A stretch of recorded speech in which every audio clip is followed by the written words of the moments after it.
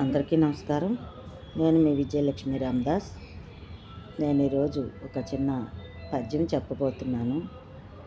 అది ఏమిటంటే ఎవరికి తెలియదని కాదు, ఏదో ఒకటి చెప్పాలి కదా అని చెప్తున్నాను.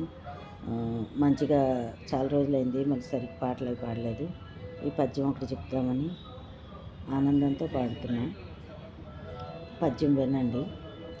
ఎప్పుడు సంపద కలిగిన అప్పుడే బంధువులు ఒత్తురు అది ఎట్లన్న, తెప్పలుగా చెరువు నిండిన కప్పలు 10,000 చేరు కదరా సుమతి.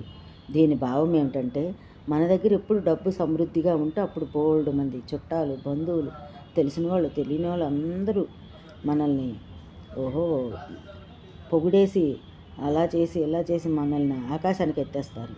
అదే మన దగ్గర డబ్బు లేదనుకోండి, మన ఇరుపంచాలకు కదా, మన చుట్టూ దరిదాపులకు ఎవరు కనబడరు.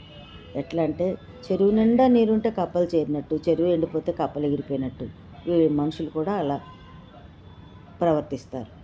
ఇది దీని భావార్థం అండి. ధన్యవాదములు విన్నందుకు. నమస్సు మంజలి. మీ అందరికీ విజయలక్ష్మి రామదాస్.